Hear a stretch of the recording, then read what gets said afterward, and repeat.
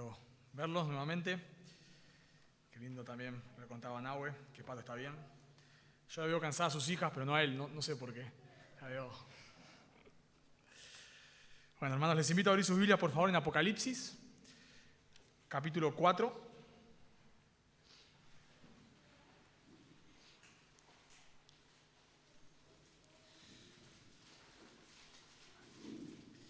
Y cuando Silvito cantaba, y estaban las alabanzas, sobre todo la última, está toda basada en el libro de Apocalipsis. Si ustedes leerían el libro de Apocalipsis, toda la alabanza, toda la canción, distintas partes, cuando dice sus ojos como fuego, etcétera, capítulo 1, cuando dice que has redimido a gente de todo pueblo, tribu, lengua, nación, capítulo 7, todo está basado en el libro de Apocalipsis. Que le cantan, ¿cómo es que dice? Que le adoran en el trono, alrededor del trono, en el capítulo que vamos a leer hoy. Así que vamos a leer Apocalipsis, capítulo 4, versículos 1 y 11. Leo de la versión Reina Valera 60, dice: Después de esto, miré, y aquí una puerta abierta en el cielo, y la primera voz que oía como de trompeta hablando conmigo dijo: Sube acá, y yo te mostraré las cosas que sucederán después de estas. Y al instante yo estaba en el Espíritu, y aquí un trono establecido en el cielo, y en el trono uno sentado. Y el aspecto del que estaba sentado era semejante a piedra de jaspe y de cornalina, y había alrededor del trono un arco iris, semejante en aspecto a la esmeralda. Y alrededor del trono había 24 tronos, y vi sentado en los tronos a 24 ancianos vestidos de ropas blancas, con coronas de oro en sus cabezas. Y del trono salían relámpagos y truenos y voces. Y delante del trono ardían 7 lámparas de fuego, las cuales son los 7 espíritus de Dios. Y delante del trono había como un mar de vidrio, semejante al cristal, y junto al trono y alrededor del trono 4 seres vivientes, llenos de ojos delante y detrás. El primer ser viviente era semejante a un león, el segundo era semejante a un becerro, el tercero tenía rostro como de hombre, y el cuarto era semejante a un águila volando. Y los 4 seres vivientes tenían cada uno 6 alas, y alrededor y por dentro estaban llenos de ojos. Y no cesaban día y noche de decir: Santo, Santo es el Señor Dios Todopoderoso, el que era, el que es y el que ha de venir.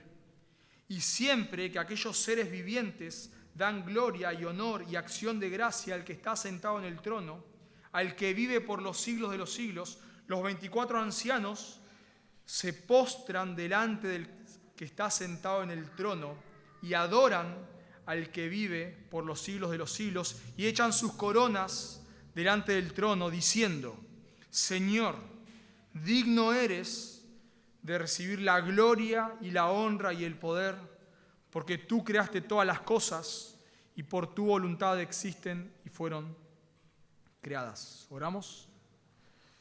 Señor, te damos gracias por tu palabra. Queremos rogarte, por favor, que en esta mañana tú la uses, tú nos ayudes, por favor, a tener corazones atentos a tu voz, que podamos ser conscientes que el escuchar tu palabra es un acto, una manera de adorarte, y queremos hacerlo con un temor reverente, por favor, Dios. Háblanos, pastoréanos con tu palabra, y te pedimos por aquellos que están en medio nuestro que no te conocen, que tú les llames al arrepentimiento y a la fe. Lo pedimos en Cristo Jesús. Amén.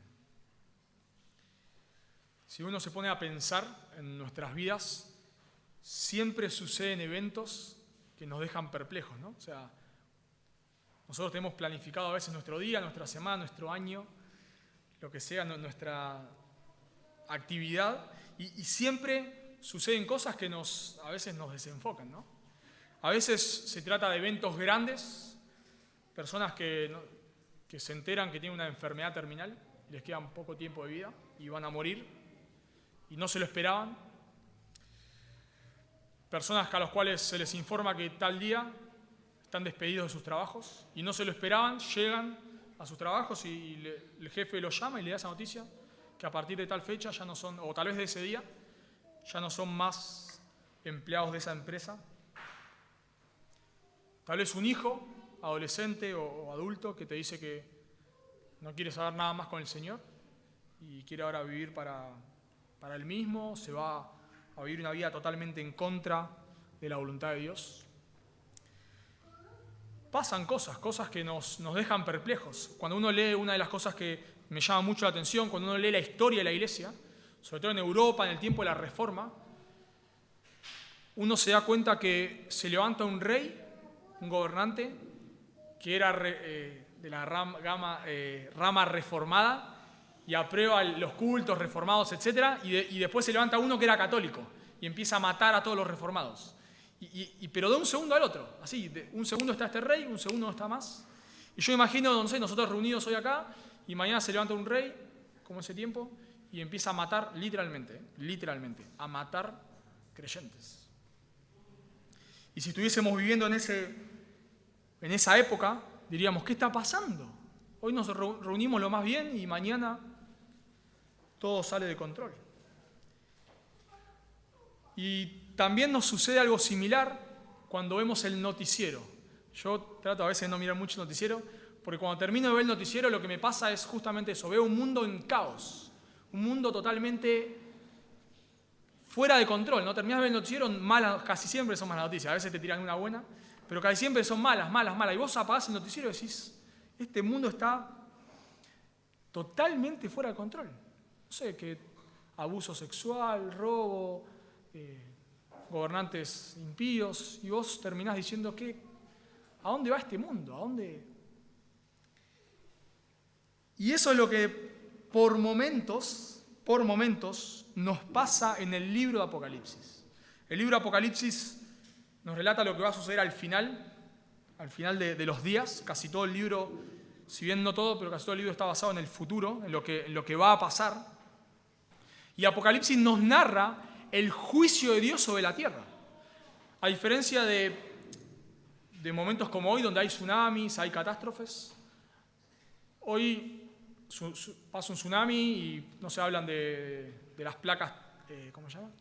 Tectónicas, gracias, algo así, y de tal cosa y tal evento. Pero en el libro Apocalipsis, cuando haya catástrofes naturales, todos se van a dar cuenta que eso se trata de la ira de Dios. Yo se los leo en Apocalipsis 6:16. Dice, y decían a los montes, los pecadores, luego del juicio, de uno de los juicios de Dios, y decían a los montes y a las peñas, caed sobre nosotros y escondednos del rostro de aquel que está sentado sobre el trono y de la ira del Cordero. Noten por qué, versículo 17. Porque el gran día de su ira ha llegado, ¿y quién podrá sostenerse en pie? Apocalipsis capítulo 11. Los ancianos y los ángeles adoran y dicen en el versículo 18, Apocalipsis 11, 18, y se airaron las naciones y tu ira ha venido y el tiempo de juzgar a los muertos. Apocalipsis capítulo 6 al capítulo 19 nos muestran la ira de Dios sobre la tierra a causa del pecado del hombre. Y no sé si vos has leído el libro de Apocalipsis alguna vez. Me encanta el libro de Apocalipsis.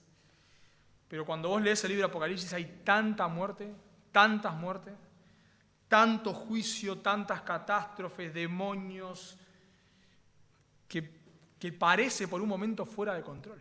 Si vos lees, se caen, no sé, estrellas que chocan contra el planeta, pestes, guerras, tanta muerte, tanta sangre, que por momentos parece como cuando uno ve el noticiero, pero peor, me imagino el que pone el noticiero en ese momento, ¿no? Escuchando las noticias, catástrofes, cosas, muertes, y parecería que todo se salió de control, como pasa hoy, pero peor en ese momento todavía.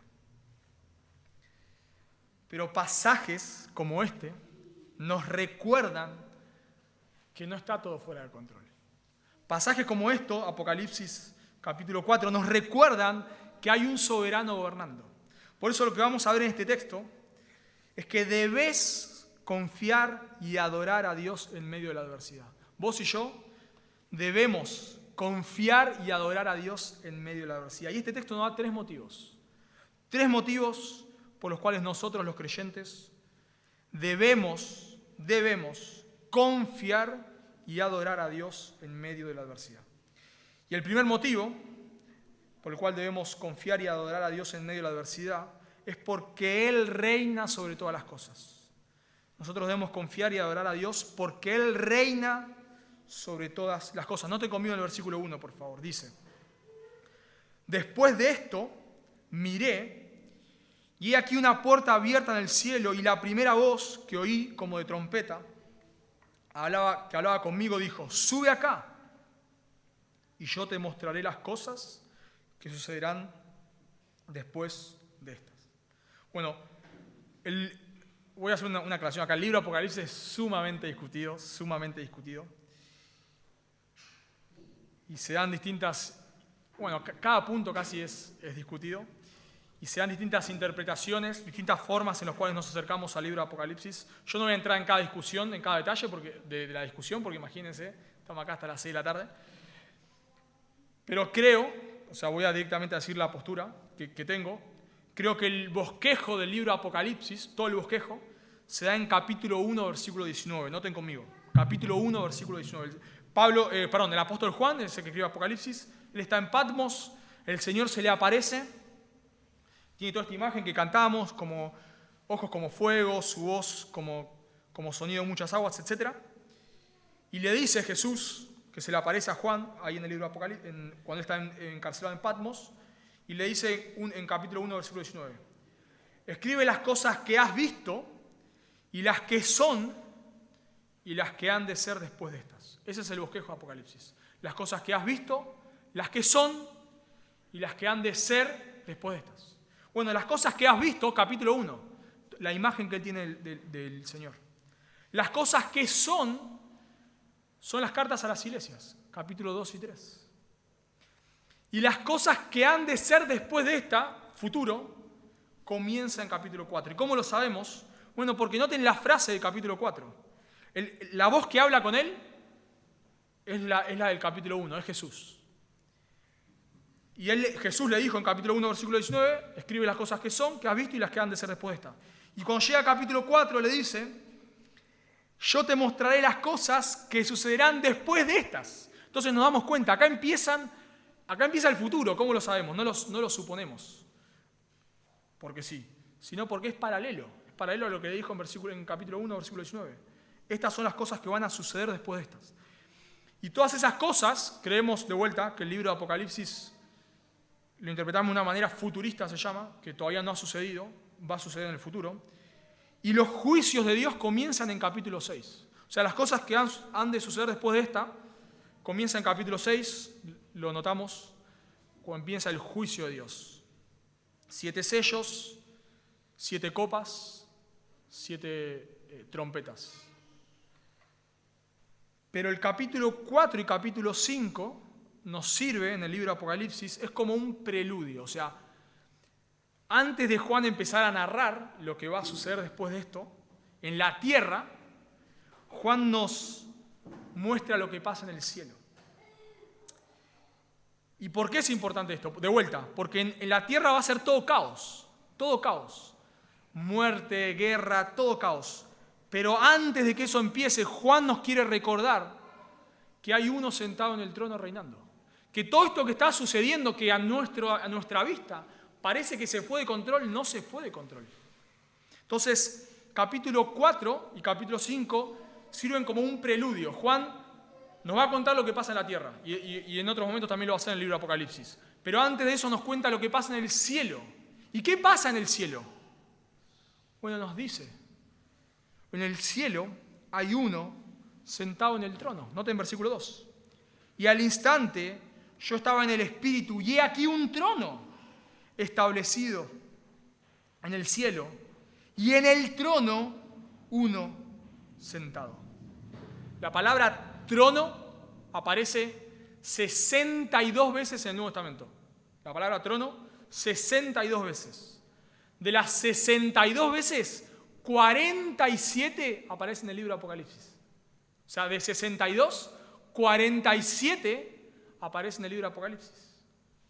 Y de las 47, 19 aparecen en capítulo 4 y capítulo 5. Y de las 19, 14 aparecen en capítulo 4. ¿Qué quiero decir con esto?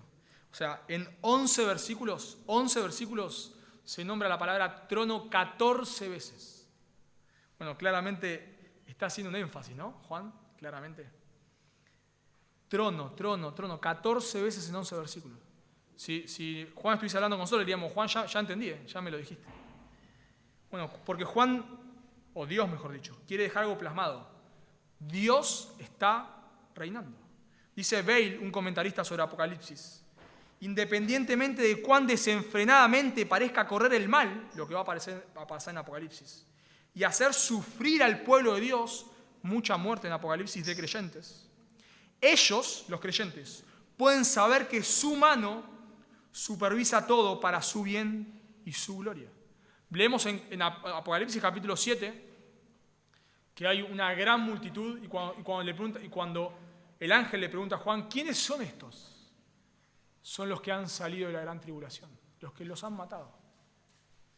Y vemos que el anticristo en el libro de Apocalipsis perseguirá a los creyentes. Un creyente que está viviendo en esa época se puede preguntar, Dios, ¿qué estás haciendo? ¿Qué estás haciendo? Bueno, Juan nos quiere decir, o Dios mejor dicho, porque Jesús le está mandando a Juan que escriba estas cosas. Dios nos quiere dejar algo en claro. Él gobierna su mundo. Este es el mundo de Dios. Y Dios gobierna su mundo. Y cuando nosotros vemos en la Biblia, no solamente este pasaje, a Dios sentado en el trono, vemos que Dios gobierna los grandes eventos. O sea, este es el mundo de Dios y Dios lo gobierna. Silvito leyó en el Salmo, ¿qué Salmo leíste? 135, gracias. Leyó cómo Dios sacó al pueblo de Israel de Egipto. Y vemos que todo lo que sucede, las plagas, todo eso que de vuelta podríamos decir, esto salió de control, es el juicio de Dios. Y Dios está gobernando. Y incluso Dios, antes de mandar a Moisés, Dios le dice a Moisés, Moisés anda, pero Faraón no te va a escuchar. Y yo voy a hacer esto. O sea, Dios le está diciendo, Moisés, todo está bajo mi control. Esto va a suceder así. La primera plaga no te van a dejar ir, la segunda tampoco, hasta que mande algo, una plaga tremenda, la muerte de los primogénitos. Este es el mundo de Dios.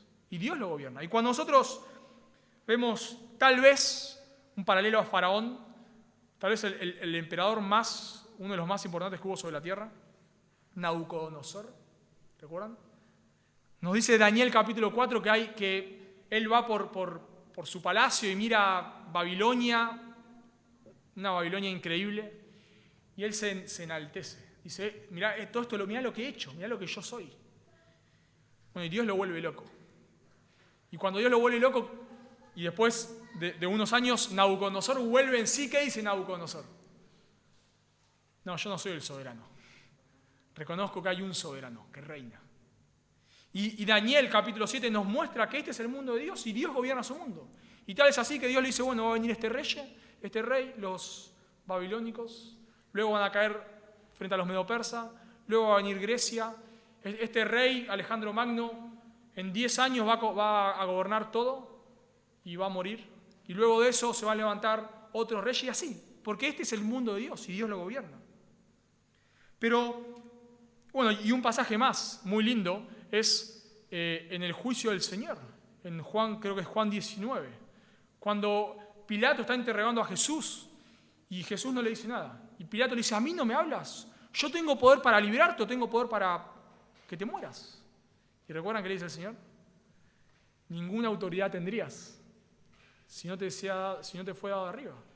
Vos estás acá ahora enjuiciándome a mí, le dice Jesús, que Él es el soberano, claro, Jesús. Porque esta autoridad te fue dada arriba, porque este es el mundo de Dios, no es tu mundo, Pilato. Y Dios te puso acá, en este momento. Pero no solamente Dios gobierna los grandes eventos, sino que Dios gobierna aún los pequeños detalles de este mundo. A veces nosotros pensamos, bueno, no sé, vemos una guerra y decimos, bueno, Dios está al control. Vemos, qué sé yo, no sé, tal catástrofe, un tsunami, bueno, Dios está al control. Bueno, pero Dios no solamente está al control de los grandes eventos, como pensamos ayer, como Dios está para cosas importantes, ¿no? Hay un tsunami, claro, Dios está al control de eso. Pero se muere un pajarito acá en la esquina y lo pisa un perro, un auto, perdón, a los que les gustan los perros, y fue un accidente, decimos. No, pero Dios está al control de los grandes eventos y de los pequeños eventos. En el Salmo 104, nos relata el gobierno de Dios sobre su creación. Y dice, por ejemplo, yo se lo leo, Salmo 104, 10, dice, tú eres el que envía las fuentes por los arroyos. Nosotros digamos, pero las fuentes por los arroyos caen de manera natural. Pero el salmista se lo atribuye a Dios. O sea, las fuentes caen por los arroyos, Dios, porque vos lo mandás. En el versículo 14 del Salmo 104 dice, Él, Dios, hace producir el heno para la bestia y la hierba para el servicio del hombre. Diríamos, pero es natural que crezca la hierba. No. Dios está gobernando sobre el crecimiento de la hierba. Dice más adelante, el Salmo 104, versículo 27, todos ellos, todas las criaturas que dijo antes, o sea, todos los animales, todos ellos esperan en ti para que le des su comida a su tiempo. O sea, nosotros vemos una vaca comer pasto. Bueno, el salmista dice, Dios le está dando de comer. Les das, recogen, abres tu mano, se sacian de bien, escondes tu rostro, se turban, les quitas el hálito, dejan de ser. Muere un perro, muere una vaca, muere un pajarito. Dios está al control de eso. Luego nos dice Jesús en los evangelios, un pájaro no cae a tierra sin que sea la voluntad de Dios. Nosotros muere un pájaro, ni nos enteramos, ¿no? Ni nos enteramos. Pasamos ahí una paloma muerta en el piso, ni nos enteramos. Esa fue la voluntad de Dios. Dios gobernó sobre ese pajarito. Y eso nos quiere relatar Juan. Dios gobierna sobre este mundo. Apocalipsis va a ser un caos. Pero no está todo fuera del control. Dios gobierna. Y cuando nosotros miramos el mundo y vemos la tierra, que es un caos, prendemos la tele, hoy está pasando, ¿no? Rusia atacó Ucrania, y no solamente ha pasado hoy, obviamente, en otros momentos prendemos la tele, vemos guerras, vemos muertes, prendemos la tierra y vemos un tsunami que mató miles de personas. Vemos 2008, explotó la burbuja financiera, cayeron los mercados, vino un virus y mata a miles de personas. Se levantan leyes de educación que van contrarias a la palabra de Dios. Vemos que se aprueba el aborto acá en Argentina. Vemos evento tras evento y nosotros pensamos, Dios, ¿qué estás haciendo? Dios, ¿qué estás haciendo? Y yo me imagino, en el tiempo de Apocalipsis, en el tiempo final, miles y miles y miles de creyentes muertos. Miles. Eso es lo que ve Juan en Apocalipsis 7. Miles de creyentes. Tal vez, si estuviésemos viviendo ese tiempo, no sé, acá, el próximo domingo somos 6 menos, porque ya mataron a 6 creyentes. Y diríamos, Dios, ¿qué estás haciendo? Bueno, este texto nos recuerda, Dios está en su trono. Las cosas, hermano, no suceden por azar. Nada es azar, nada es mala suerte, nada es casualidad. Si algo sucede en este mundo, es por el gobierno soberano de Dios. Sobre los grandes eventos y sobre los pequeños. Déjame darte un ejemplo. Te tenías que levantar temprano. No a todos nos pasa eso. Te tenías que levantar temprano, te quedaste dormido. O no fue casualidad. Eso estuvo gobernado por Dios. Estás apurado y no encontrás la llave del auto.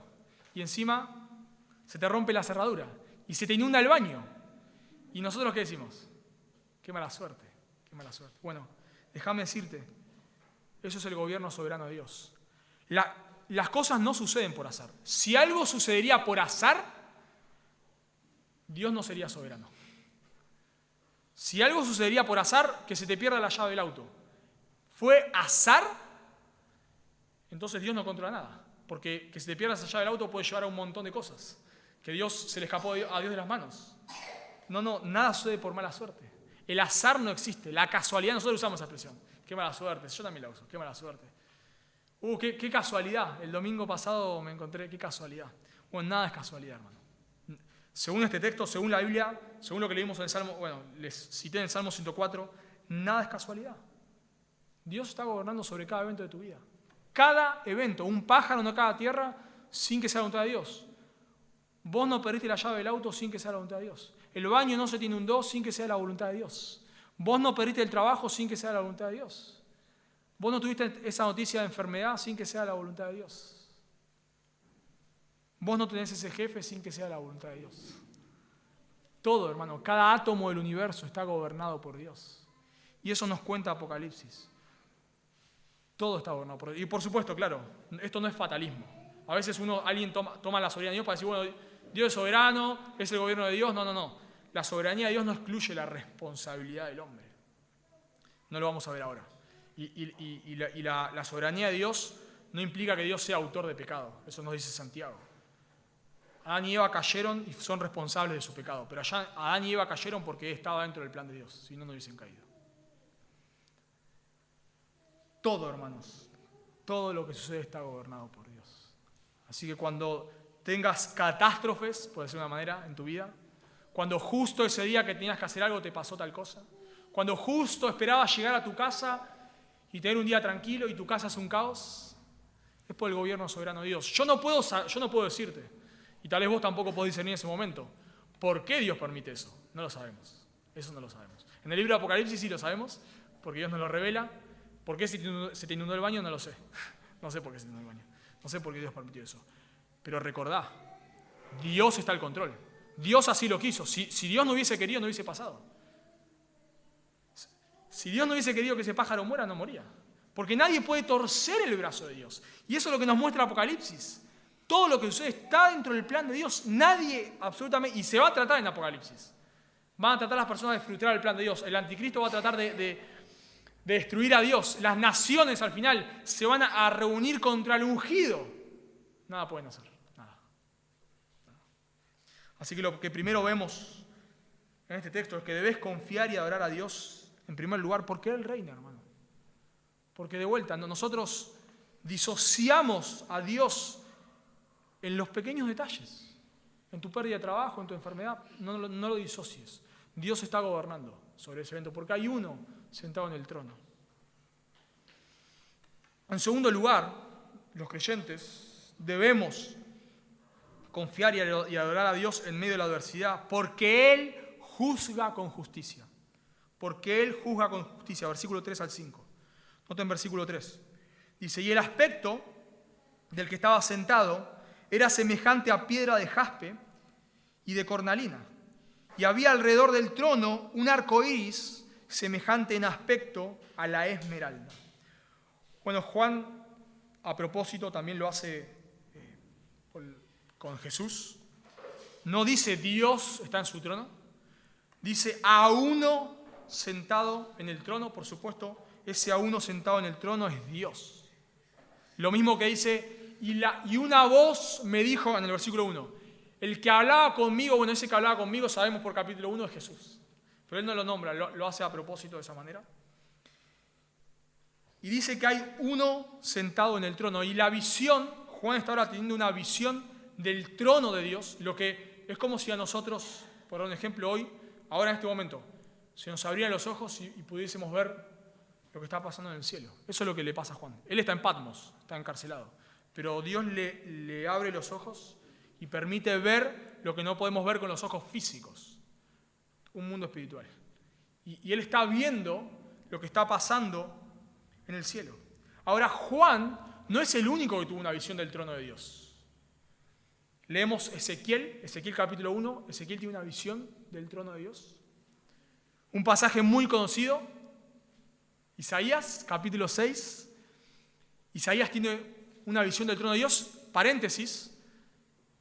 Siempre en momentos de caos. En el año que murió el rey Usías, dice, un buen rey, dice Isaías, vi yo al Señor en su trono. Caos, Dios está reinando. Lo mismo Ezequiel escribe desde el exilio. Están exiliados, Dios está en su trono.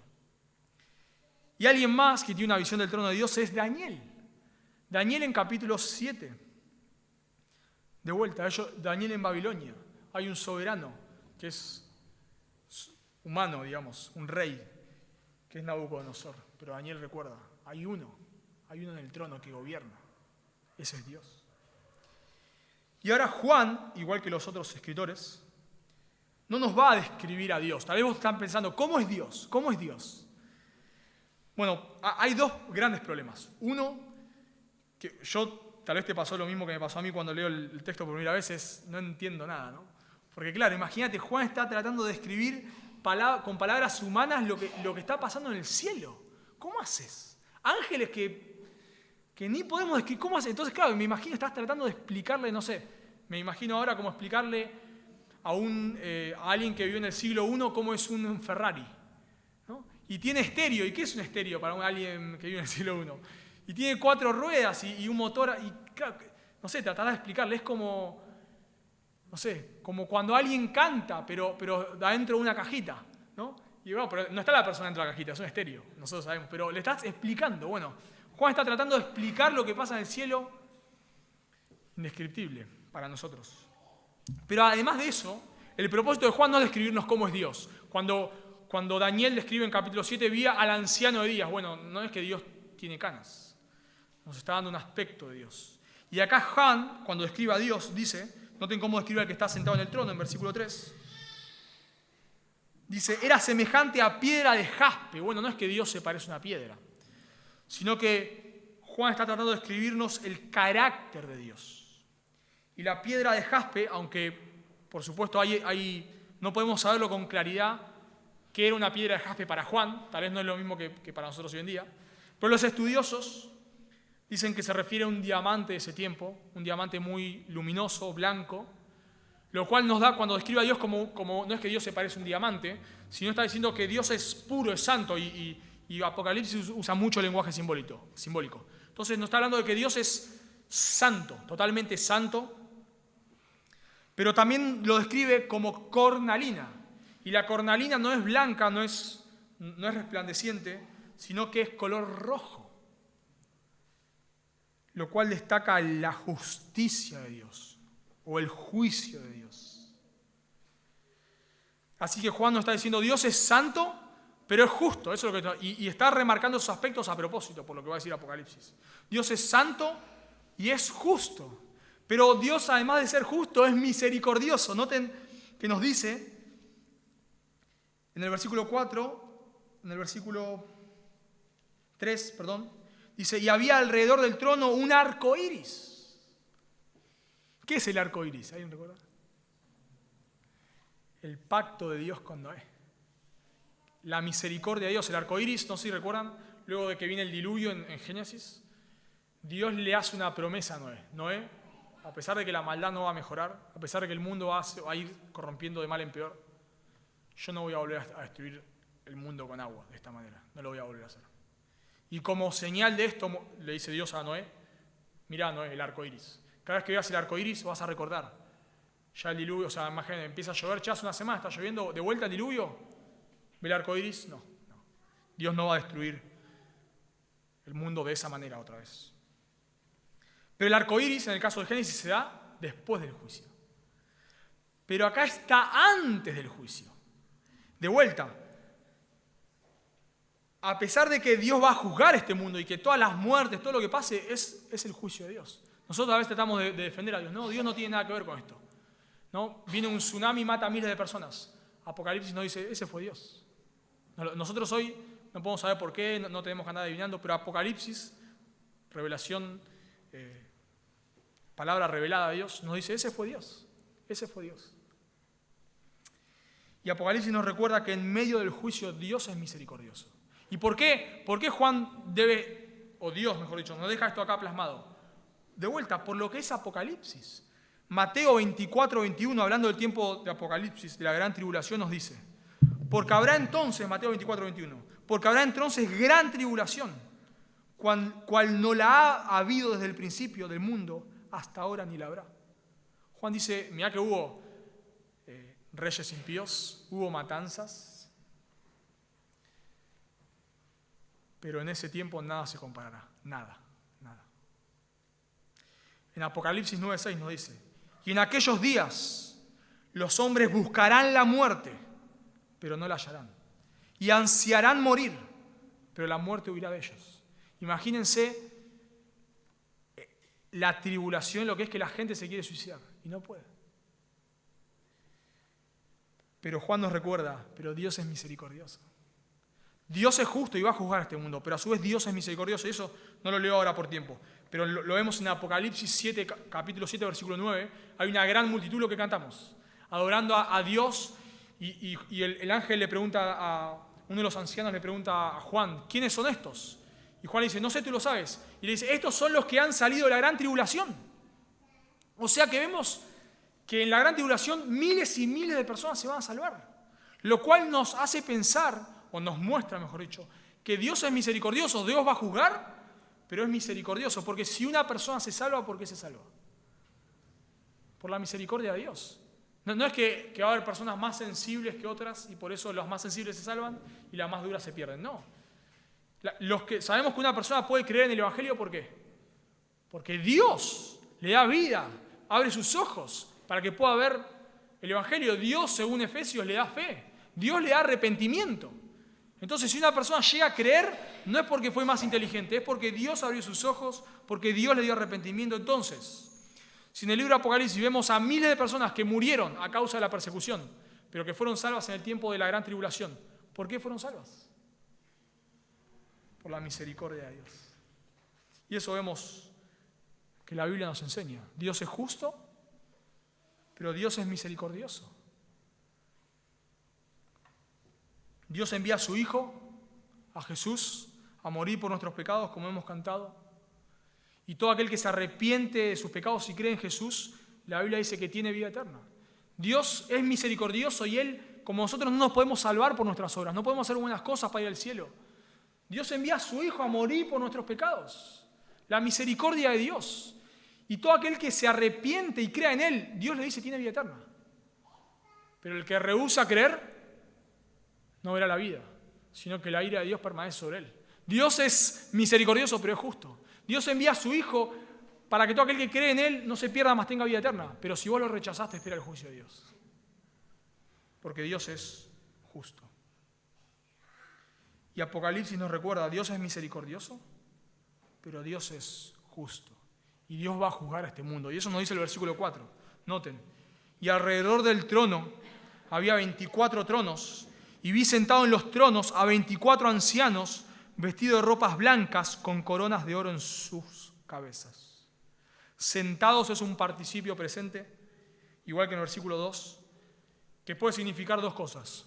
O que Dios está constantemente sentado gobernando, lo cual por supuesto sería una verdad. O algunos eruditos en griego dicen que sentado, el tiempo presente, da la idea de uno que se está sentando en el versículo 2. Y cuando describe a los ancianos acá, de vuelta, sentados, se están sentando. Y pienso que eso encaja más con lo que Juan está diciendo. O sea, lo que Juan está diciendo es esto. El juicio va a comenzar, capítulo 6. ¿Por qué comienza el juicio? Porque entra el juez y se sienta en el estrado. Y entra el jurado y se sienta. Y el juicio de Dios comienza. Y eso concuerda con capítulo 5, con Jesús desatando los sellos. Así que Juan nos está diciendo, Dios está gobernando. Dios se sienta para juzgar a este mundo. Y los ancianos se sientan para juzgar a este mundo. ¿Y quiénes son estos ancianos? Bueno, hay mucho debate, muchísimo debate. Y la realidad es que no podemos ser dogmáticos en quiénes son, porque el texto no nos dice. Nos dice que hay 24 ancianos. Dentro de lo que se ha dicho de quiénes son estos ancianos, bueno, algunos dicen que son santos del Antiguo Testamento, por Primera de Crónicas. Otros dicen que estos 24 ancianos representan al pueblo de Dios. 12 tribus, 12 apóstoles, 12 más 12, 24. Entonces representan a todo el pueblo de Dios. Algunos dicen que los 24 ancianos son solamente la iglesia. Y algunos que son ángeles. Bueno, en cada punto hay cosas a favor y cosas en contra. Yo me inclino a pensar que son ángeles. ¿Por qué? Porque se habla de 4 seres vivientes que están en el trono, lo vemos más adelante, y los 4 seres vivientes son ángeles. Entonces, si yo interpreto los ángeles, que son los 4 seres vivientes, de manera literal, ¿por qué voy a interpretar los 24 de manera simbólica? prefiero verlo como ángeles, porque los 4 seres vivientes son ángeles, los 24 ancianos son ángeles. Además vemos, claro, algunos dicen, no, pero a los que se les promete juzgar la tierra son a los santos, no a los ángeles. Pero vemos que en el libro de Apocalipsis los juicios son de Dios, pero Dios usa ángeles. Leo algunos textos. Apocalipsis 8:5. Y el ángel tomó el incensario y lo llenó del fuego del altar de Dios y lo arrojó a la tierra. Y hubo truenos y voces y relámpagos y un terremoto. 8:7. El primer ángel tocó la trompeta y hubo granizo y fuego mezclado con sangre. Apocalipsis 9:15. Y fueron desatados los 4 ángeles que estaban preparados para la hora, día, mes y año, a fin de matar a la tercer parte de los hombres. Apocalipsis capítulo 15, versículo 6. Y del templo salieron 7 ángeles que tenían las 7 plagas, vestidos de lino limpio y resplandeciente y ceñidos alrededor del pecho con cintos de oro. Bueno, así podemos seguir. Vemos que todo el tiempo acá en Apocalipsis los juicios son ministrados por ángeles.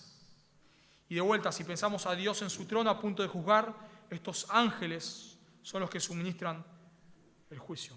Y además, pienso que son ángeles porque, si ustedes tienen la Reina Valera, como yo, en capítulo 5, estos ángeles dicen, nos has redimido, nos has redimido. Claro, tú dices, no, los ángeles no son redimidos, son los creyentes. Así que tienen que ser los creyentes. Claro, el tema es que nos has redimido no es la mejor traducción. La mejor traducción es has redimido, no nos, no a nosotros. Has redimido para Dios. Si tienen las Américas, lo dice de esa manera. La Reina Valera actualizada lo dice de esa manera. La Reina Valera contemporánea, etc. O sea, los ángeles en capítulo 5 adoran diciendo Dios, los 24 ancianos, perdón, adoran diciendo no, nos has redimido. Dios, vos has redimido. Y en capítulo 7, versículos 9 en adelante, vemos que los ángeles, el anciano los ancianos, uno de los ancianos, es distinto a la iglesia. O sea, es distinto a los santos de Apocalipsis 7. Bueno, solo unos argumentos. Alguien puede pensar que son la iglesia, no importa, está en debate. Y la realidad es que no podemos ser dogmáticos, pero sí debemos pensar, sea que son ángeles, lo que sea, no importa. Vemos que el juicio de Dios comienza. Y lo sabemos por lo que dice el versículo 5. Dice, y del trono salían relámpagos y truenos y voces, y delante del trono ardían 7 lámparas de fuego, las cuales son los 7 espíritus de Dios. De vuelta, relámpagos, truenos, voces es una referencia a juicio.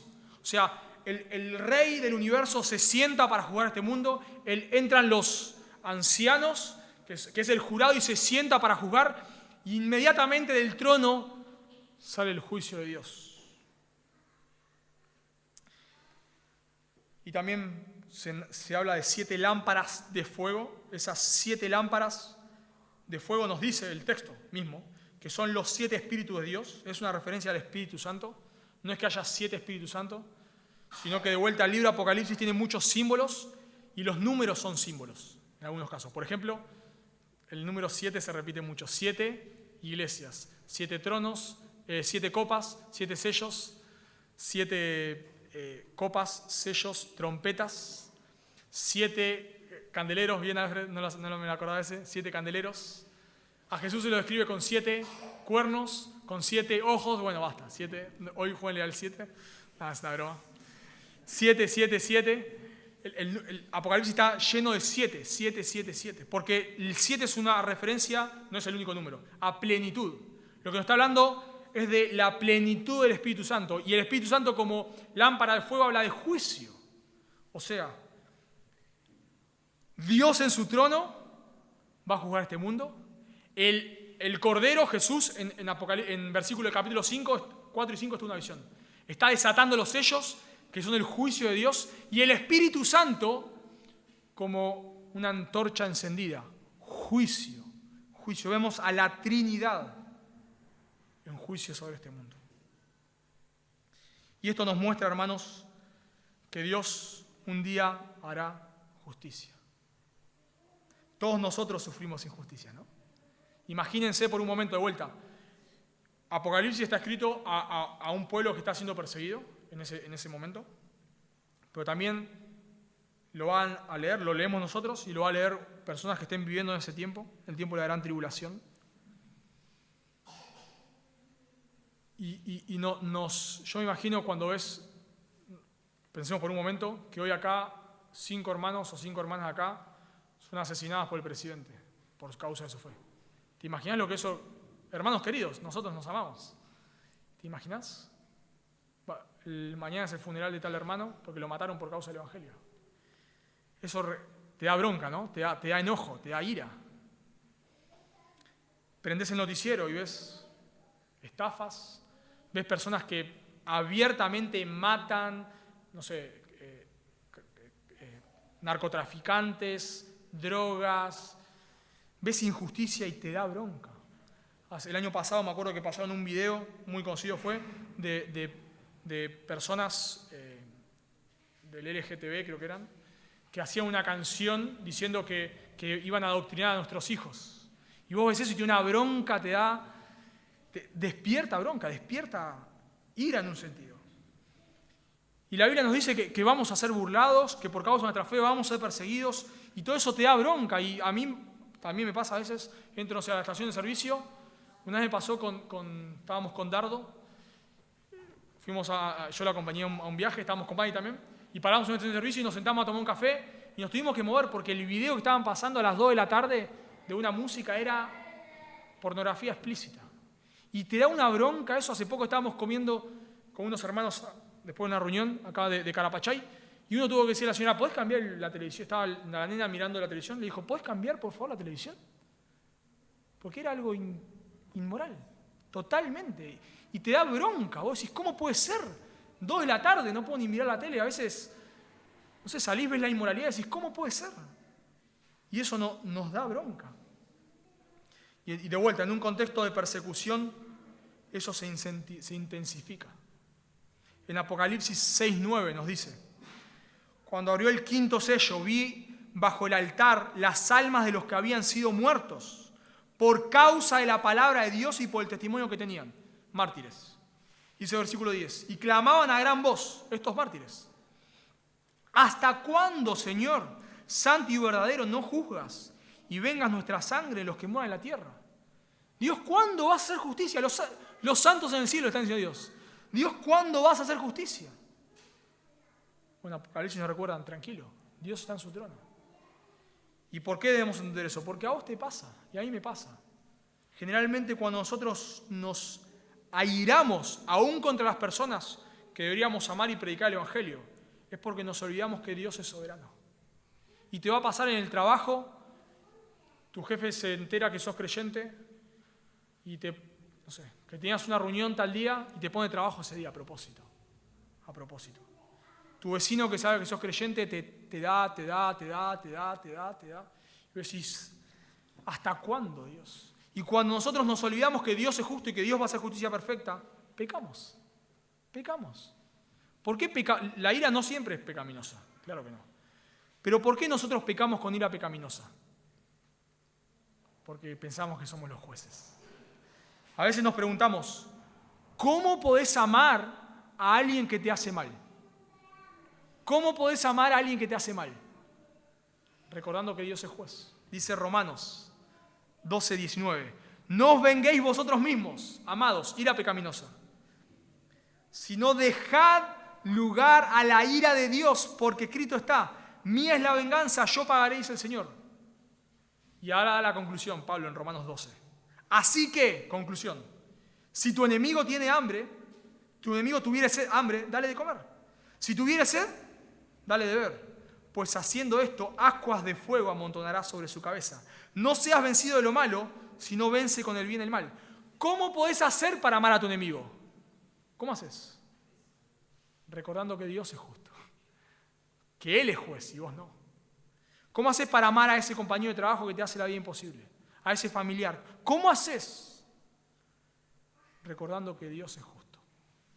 Y cuando nosotros pecamos de ira, en el 90 voy a hacer más bueno, por ciento de los casos, es porque nos olvidamos que Dios es justo. Pensá por un momento, cuando vos le gritás a alguien, ¿por qué le estás gritando?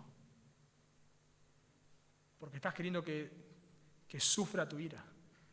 Cuando alguien peca contra vos y vos no le hablás por una semana, ¿qué estás haciendo? Queriendo que esa persona sienta lo que vos sentiste cuando te ofendió. Y detrás de la ira hay deseo de justicia. Cuando vos respondés con ira es porque vos querés, en un sentido, el deseo de justicia es puesto por Dios. Vos querés justicia, pero el problema es que vos no sos el que le administra la justicia. Vos te imaginás a Dios diciéndole, esto dice un autor en un libro, Dios, por favor, salí de tu trono, de esto me encargo yo, esto lo voy a juzgar yo, ¿te imaginás? Claro, no va a haber temor hasta pensarlo. Bueno, cuando nosotros nos vengamos de alguien, le estamos diciendo eso a Dios, Dios, de mi esposa me encargo yo, Dios, de mi esposa me encargo yo, deja, yo voy a hacer justicia con ella. Detrás de la ira pecaminosa hay un deseo de justicia. Y me imagino en el libro de Apocalipsis, tal vez los creyentes, yo me imagino si somos perseguidos acá, tal vez alguno dice, bueno, como ha pasado en la historia, bueno, hagamos algo, acá hay 2, 3 que tienen revólver, bueno, salgamos a vengarnos. Bueno, no, claro que no. Nosotros no somos los jueces, Dios es el juez. Entonces, cuando alguien te hace mal, claro, vos debes amar a esa persona y orar por esa persona. ¿Y cómo haces? Bueno, recordando que vos no sos el juez. Dios no te dio el cetro de la justicia a vos. Por eso, ¿cómo haces para perdonar a alguien que te lastimó? Recordando que vos no sos el juez. Dios un día va a hacer justicia. Y esa justicia puede ser en Cristo, porque esa persona se convierte, Dios la salva, entonces ese pecado que cometió contra vos, ya lo saldó Cristo en la cruz. Ya fue saldado. No queda impune ese pecado. Pero al igual que en tu caso, fue juzgado sobre Cristo. O puede ser que no. Y esa persona tenga que sufrir en el infierno eternamente. No lo sabemos, porque vos ni yo somos los jueces acá. Y Apocalipsis nos recuerda un tiempo de persecución. ¿Hasta cuándo, Señor? Y Dios les dice, y no lo leí, pero Dios les dice, tranquilos. Yo un día voy a hacer justicia. Tranquilo. La justicia, hermanos, de Dios. Cada vez que te airás, por favor, recordá.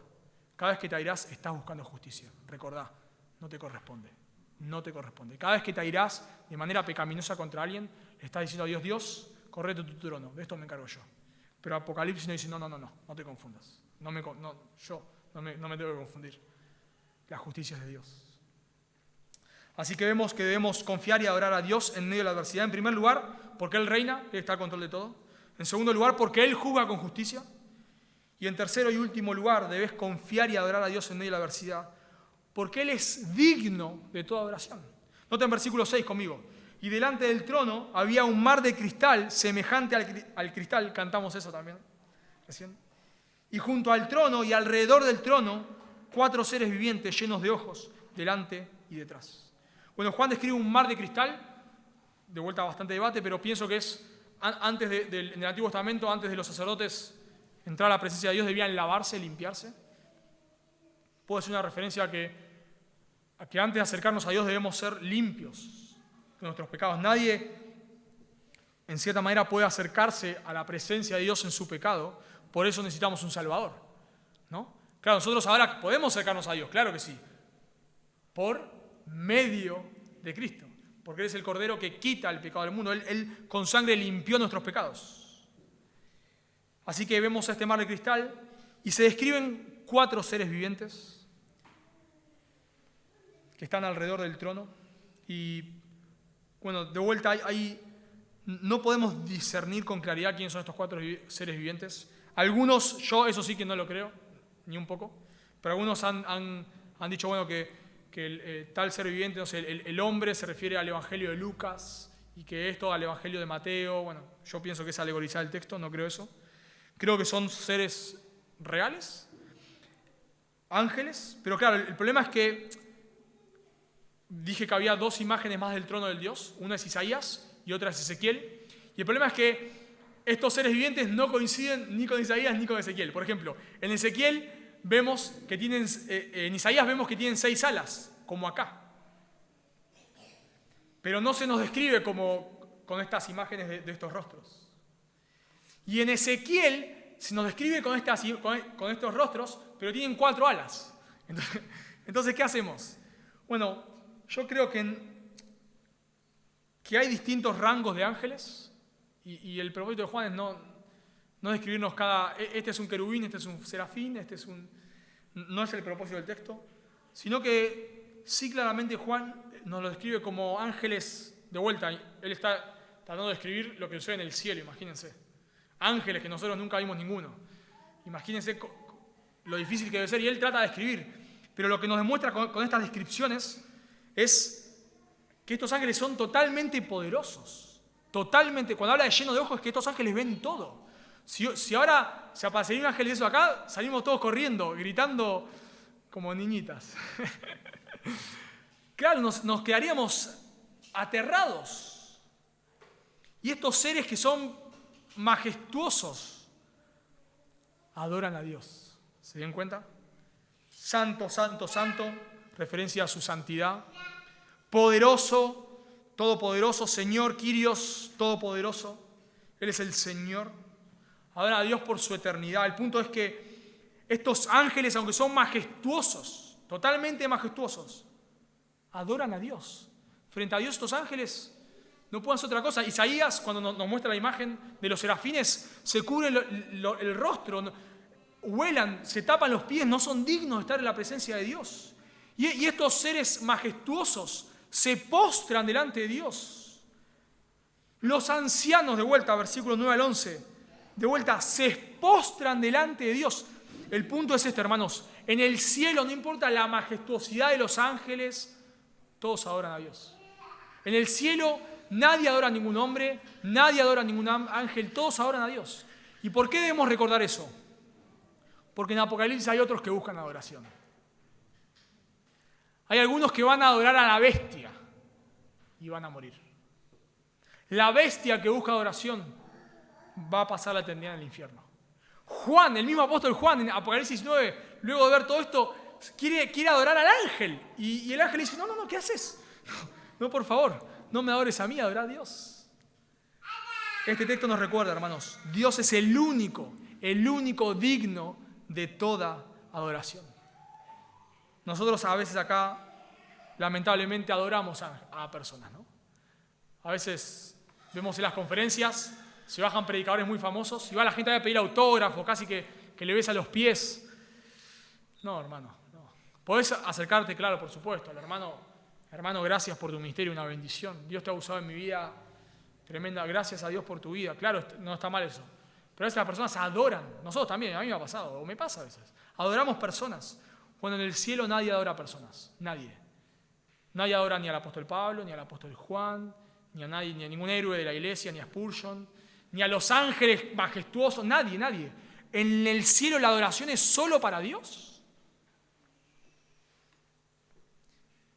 Hace poco fui exhortado de una linda manera. Un hermano de allá de Buenos Aires me regaló algo. Y cuando me regaló yo no sabía cómo agradecerle. Y este hermano me dijo de manera muy amorosa, pero me impactó y dije, cuánta verdad. Me dijo, yo ya no sabía cómo agradecerle, casi que le beso los pies también. Y este hermano me dice, dale gracias a Dios. Dale gracias a Dios. Claro, es verdad. Le damos gracias a Dios. Está bien decirle a tal hermano, gracias por tal cosa, está bien. Pero la gloria es para Dios. Antes tal vez o después, bueno, no importa, pero en algún momento no solamente le agradecemos a la persona, sino en primer lugar debemos agradecerle a Dios. Cuando te acercás a alguien a decirle, hermano, gracias por tu mensaje, Dios lo ha usado en mi vida, está bien. Pero antes de eso o después, en algún momento, dale gracias a Dios, porque Dios le dio ese mensaje y esos dones y todo a ese hermano para que lo haga. La gloria es para Él. Debemos recordar, hermanos, de vuelta, este texto de Apocalipsis nos dice que a pesar del caos, a pesar de lo que puede pasar en tu vida, a pesar de que se te inunda el baño, a pesar de que perdés la llave del auto, debes adorar a Dios. Porque eso es lo que hizo Job.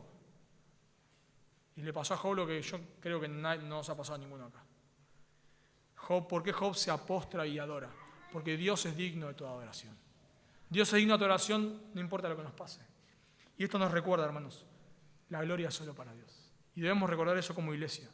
Acá la gloria se la debe llevar solamente Dios. Agradecemos a los hermanos por el ministerio. Está bien, debemos ser agradecidos. Pablo agradece por tal hermano, por tal cosa, por tal ofrenda. Está bien, claro que no está mal. Pero debemos recordar, en primer lugar, la gloria es para Dios. Y debemos recordar esto porque luchamos. Yo lucho con eso y todos luchamos con eso. ¿Te ha pasado alguna vez que se te nombra el púlpito y tu corazón se infla, no? Nos ha pasado. No se nos reconoce por un ministerio y nos enojamos. Hacemos más que otros y no nos dicen nada y sentimos que no fuimos recompensados. Todo el tiempo, lamentablemente, pues nuestro corazón caído, por supuesto que sí. Buscamos gloria todo el tiempo.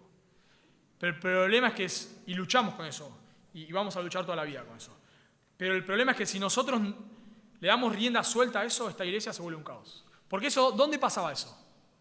¿En qué iglesia? En los Corintios. Todo está ahí, a ver quién es el mejor don, el mejor guitarrista, el mejor cantante, el mejor predicador, el mejor pintor de paredes. Competían por todo. Y la iglesia era un desastre, un desastre. Porque ellos se querían llevar la gloria. Y lo mismo nos pasa a nosotros. Si acá empezamos, bueno, a ver qué hizo aquel, no, pero yo lo hice mejor, no, pero yo voy a hacerme más esto, a ver si soy más reconocido, a ver a quién se toma más del púlpito, a ver quién predica más, a ver quién dirige más. Esta iglesia se vuelve un caos. Pero me encanta, hermano, en el cielo nadie está ahí diciendo, yo soy más importante que vos, mirá, yo tengo 6 alas, vos tenés solo 2, vos tenés 4, yo tengo 6. Nada. Todos, y me encanta la estrella, se postran delante de Dios. Y eso es lo que nosotros debemos hacer en esta iglesia. Recordar, aún en el medio de la adversidad, hermano, Dios está reinando. Dios está en su trono, Dios es justo. Y eso es lo que hace, bueno, nos rendimos a Dios. La única manera en la cual vos vas a poder adorar a Dios en medio de tu adversidad es si reconoces que Él es digno de tu adoración. Entonces necesitamos, como creyentes de manera urgente, recordar. Dios gobierna, Dios es juez y solo Dios es digno de toda adoración. Y solo para terminar, si vos estás acá sin Cristo, Apocalipsis narra algo más. Bueno, varias cosas más. Pues en Apocalipsis 20 vemos la imagen más terrible del juicio. Algunos, es que es una herejía, algunos herejes han dicho que Dios es un Dios en el Antiguo Testamento y otro Dios en el Nuevo Testamento. Que Dios es un Dios malo en el Antiguo Testamento y un Dios bueno en el Nuevo Testamento. Y bueno, y citan todos los juicios de Dios en el Antiguo Testamento. Por ejemplo, cuando Dios manda a matar a un montón manda a Israel a entrar a la tierra de Canaán y a matar a todos. Entonces, Dios es un Dios malo. Bueno, déjame decirte que la imagen de juicio más terrible no está en el Antiguo Testamento. Está en el Nuevo Testamento y está en Apocalipsis 20. Y en Apocalipsis 20 nos cuenta el juicio final y nos habla de los libros que fueron abiertos y nos habla que los que no fueron hallados inscriptos en el libro de la vida fueron lanzados al lago de fuego, ya sin esperanza. ¿Y quiénes son los que no fueron inscriptos en el libro de la vida? Los que no se arrepintieron de sus pecados y pusieron su fe en Jesús. Lo peor del libro de Apocalipsis no está en Apocalipsis 6 al 19, está en Apocalipsis 20. Y es la ira de Dios derramada sobre un pecador que no quiere arrepentirse por toda la eternidad. Por eso, si vos estás acá sin Cristo, lo que debes hacer es arrepentir de tus pecados y poner tu fe en Jesús. No en tus obras, no en que si sos un buen hombre, una buena mujer, o en que venís a una iglesia, o en que tratás de hacer bien las cosas, o que sos un buen trabajador. No. Si vos pones tu esperanza en eso, en el día del juicio vas a ser condenado. Vas a ser condenado. Es como ir a un juez y decirle, sí, yo robé ese banco, pero vos sabés las cosas buenas que hice. El juez te va a decir, bueno, no me importa. La ley dice que si vos robaste debes ir a la cárcel. Pero yo, de lo que me robé, la mitad se lo di a los pobres. No importa. La ley dice que si vos robaste vas a la cárcel. Bueno, la ley dice, el alma que pecare, esa morirá. Eso dice la ley. Por lo tanto, si vos vas confiando en tus obras frente al juicio de Dios, Dios te va a decir, no importa cuántas cosas, entre comillas, buenas hayas hecho, te espera el juicio. Pero también la Biblia dice que si vos hoy te arrepentís de tus pecados, si vos no confías en tus obras, sino solo en Jesús, en lo que dice la cruz, que en la cruz estaba muriendo en lugar del pecador, te arrepentís y pones tu esperanza solo en Él, la Biblia te dice que sos perdonado. Y tu libro es inscrito en el libro de la vida. Y cuando se abre el libro de la vida, ahí está tu nombre. Ahí está tu nombre. Por eso no te vayas a este lugar sin arreglar tus cuentas con Dios. Oramos. Señor, te damos gracias por tu palabra que nos recuerda, Señor. Tú eres el único digno de tu adoración. Tú eres el único soberano. Tú eres el único juez justo de toda la tierra. Ayúdanos, Señor, por favor. Ayúdanos a atesorar estas verdades en nuestro corazón. Ayúdanos a usar estas verdades como herramientas para luchar contra el pecado, para luchar contra la ira pecaminosa, para luchar contra la ansiedad, contra la desesperación, contra la depresión. Por favor, Dios, ayúdanos a recordar que tú estás en tu trono. Ayúdanos, Dios, en los momentos de desesperación a recordar que nada sucede en este mundo que no sea tu voluntad. Ayúdanos cuando somos maltratados, cuando padecemos injusticias, a recordar el juicio te pertenece a ti, Señor. Y ayúdanos, por favor, a ser una iglesia que te adora solo a ti, por favor. Que en este lugar jamás, nunca, en ningún momento se adore a ninguna persona, ni a ningún músico, ni predicador, nada, Señor. Que en esta iglesia solo y únicamente te demos la gloria a ti. Te lo pedimos en Cristo Jesús. Amén. Silvito.